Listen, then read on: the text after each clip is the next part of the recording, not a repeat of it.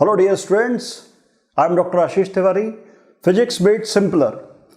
उम्मीद करता हूं पिछले लेक्चर को आपने एंजॉय किया होगा और प्रोजेक्टाइल मोशन का मीनिंग आपको क्लियर हो गया होगा। साथ ही साथ आपको उसके टाइप्स भी क्लियर हो गए होंगे।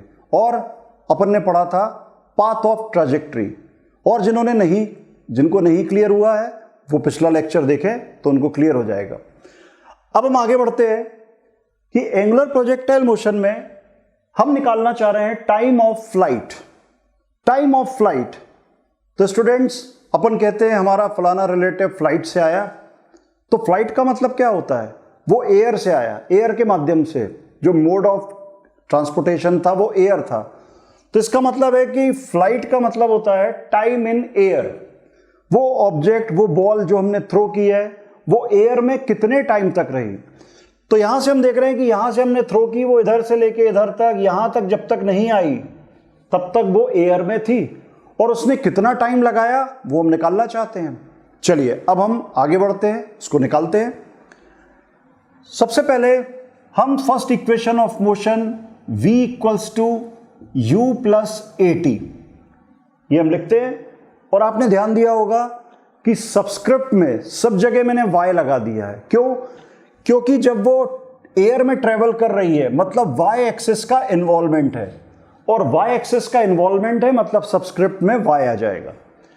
अब हम आगे बढ़ते हैं। यहां पे जो टोटल टाइम ऑफ फ्लाइट है उसको हम कैपिटल T से रिप्रेजेंट कर रहे हैं, कैपिटल T। लेकिन डायग्राम में आप देख रहे होंगे कि डायग्राम में मैंने यहां पे ये दो स्मॉल t लिखे हुए हैं। तो इसका क्या मतलब है? तो मैंने टोटल टाइम को दो पार्ट में डिवाइड कर दिया है। ये जो स्मॉल t है इसको मैं कहता हूं टाइम ऑफ एक्सेंट, और इसको मैं कहता हूं टाइम ऑफ डिसेंट। ये दो पार्ट में डिवाइड कर दिया। और जब आप स्मॉल t और स्मॉल t को प्लस करेंगे तो ये कैपिटल T, मतलब 2 small t equals to capital T। ये टोटल टाइम ऑफ फ्लाइट आपको मिलेगा। तो अगर मैं स्मॉल t निकाल लेता हूं और उसका ट्वाइस कर देता हूं तो मुझे कैपिटल T मिल जाएगा। सीधा सा लॉजिक है ये। तो अब मैं स्मॉल t निकालने के लिए आगे बढ़ता हूं। अब मैं आपसे एक क्वेश्चन पूछता हूं कि यहां पे u y तो मेरे को क्लियर है कि u y मतलब मैं u sin थीटा पुट करूंगा, लेकिन मैं आपसे क्वेश्चन पूछता हूं कि v y की जगह में क्या सब्स्टिट्यूट करूंगा। थोड़ा सा सोचिए कि क्या मैं सब्स्टिट्यूट करूंगा। तो आपके दिमाग में कोई वैल्यू आई होगी कि मैं ये वैल्यू रखूंगा, वेलोसिटी मतलब डिस्प्लेसमेंट अपॉन टाइम, ये इक्वेशन आएगा, ये वैल्यू आएगी। लेकिन स्टूडेंट्स आपका अंदाज बिल्कुल गलत था। यहां पे ये वैल्यू कुछ भी नहीं आएगी, बल्कि यहां पे वी वाई इक्वल्स टू 0 आ जाएगा। अब आप सोच में पड़ गए कि ये 0 कैसे आ जाएगा।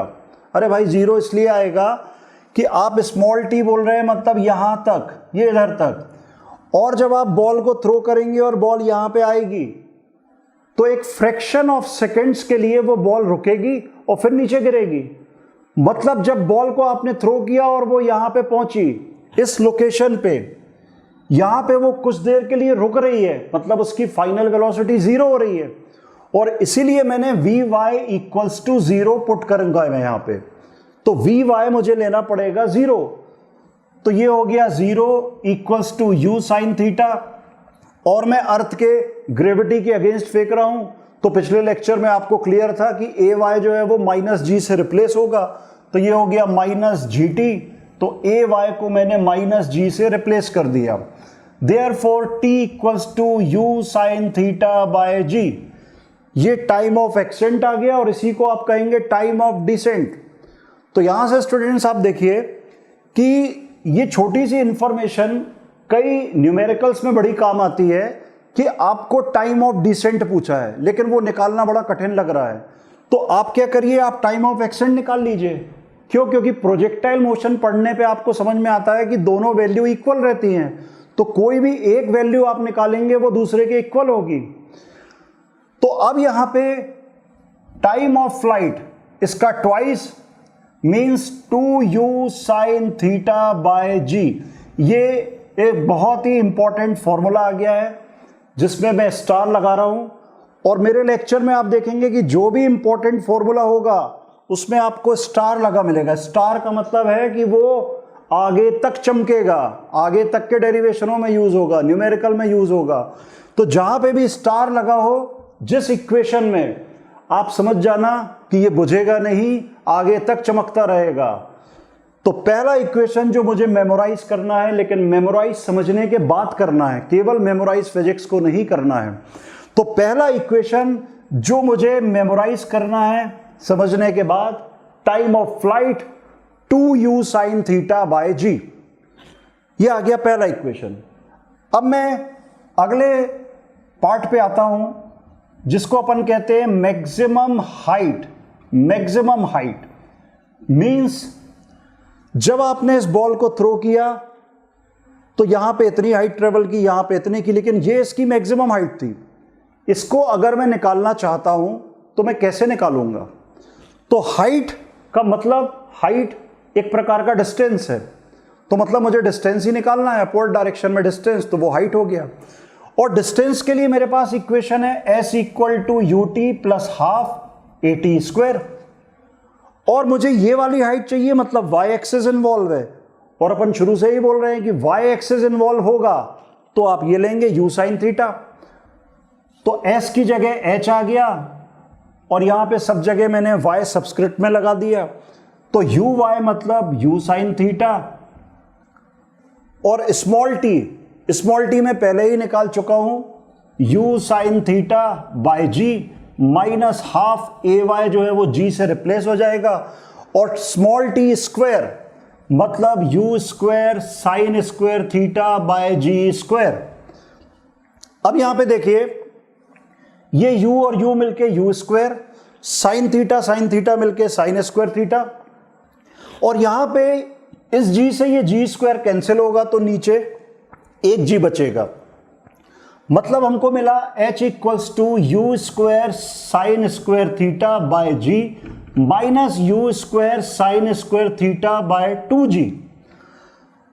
अब यहां से आप इसका डिफरेंस ले रहे हैं तो आप u square sine square theta by g को कॉमन निकाल दें, तो कॉमन निकालेंगे तो ब्रैकेट में क्या बचेगा, 1 माइनस 1/2 मतलब हाफ।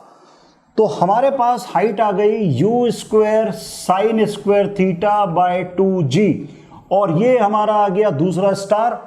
दूसरा इंपॉर्टेंट फॉर्मूला जो आगे के न्यूमेरिकल्स में अपन यूज करेंगे। अब स्टूडेंट्स, फिजिक्स अगर आपको स्ट्रॉन्ग करनी है, फिजिक्स अगर आप बहुत अपनी मजबूत करना चाहते हैं, तो डेरिवेशन सॉल्व करने के बाद, फॉर्मूला आने के बाद उसको समाप्त मत करिए। सही फिजिक्स यहीं से स्टार्ट होती है। जब ये फॉर्मूला मेरे पास आ गया, उसका मैं एनालिसिस करता हूं, एनालिसिस जो मुझे न्यूमेरिकल्स में काम आता है। तो यहां पे अपन देख रहे हैं कि जो h है वो किस पे डिपेंड कर रहा है। तो इनिशियल वेलोसिटी, आप जानते हैं initial velocity is always constant. एक बार आपने किसी वेलोसिटी से थ्रो किया, फिर अगर बाद में आप वेलोसिटी निकालते हैं तो वो तो फाइनल हो जाती है। तो initial velocity is always constant, तो मतलब u कांस्टेंट है। Small g acceleration due to gravity, आपको मालूम है 9.8 मीटर पर सेकेंड स्क्वायर, मतलब वो भी कांस्टेंट है। तो फिर यहां पे जो थीटा है वो कांस्टेंट नहीं है, तो इसका मतलब h जो है वो किस पे डिपेंड कर रहा है, वो साइन स्क्वायर थीटा पे या साइन थीटा पे डिपेंड कर रहा है। तो अब सीधी सी बात है कि ये अगर इस पे डिपेंड कर रहा है, तो जब ये वैल्यू साइन स्क्वायर थीटा की वैल्यू मैक्सिमम होगी तो h भी मैक्सिमम होगा। और साइन थीटा आप ट्रिग्नोमेट्री में जानते हैं कि 0 से 1 तक ट्रेवल करता है वो, मतलब साइन थीटा की मैक्सिमम वैल्यू जो होती है साइन 90 इक्वल्स टू 1 होती है। तो अगर थीटा यहां पे 90 डिग्री हुआ तो हमको मालूम है साइन 90 इक्वल्स टू 1, और साइन को आपने मैक्सिमम रखा है तो हाइट भी क्या होगी, हाइट भी मैक्सिमम होगी। तो उस समय मेरे को मैक्सिमम हाइट मिलेगी h maximum, and that is equals to u square by 2g। तो यहां पे आपने देखा कि इस फॉर्मूले को हमने और एनालिसिस किया और एक कंक्लूजन ड्रॉ किया कि बॉल को मैं थ्रो कर रहा हूं तो ये कुछ थीटा एंगल बन रहा है यहां से, लेकिन अगर ये थीटा 90 हुआ तो मुझे मैक्सिमम हाइट मिलेगी। थीटा 90 मतलब ग्राउंड से एंगल 90, मतलब बॉल को मैं इस तरीके से थ्रो कर रहा हूं तो बड़ी एक कॉमन सेंस की बात है कि बॉल को अगर मैं ऐसे थ्रो करूंगा तो मुझे मैक्सिमम हाइट मिलेगी, अगर मैं ऐसे थ्रो करता हूं तो उससे थोड़ा कम हाइट मिलेगी। तो यहां पे मैंने एक कंक्लूजन ड्रॉ किया कि अगर मैं बॉल को 90 डिग्री से थ्रो करता हूं तो मुझे मैक्सिमम हाइट मिलेगी। तो स्टूडेंट्स, इस लेक्चर के सेकंड सीरीज के सेकंड लेक्चर में आपने स्टडी की टाइम ऑफ फ्लाइट और मैक्सिमम हाइट।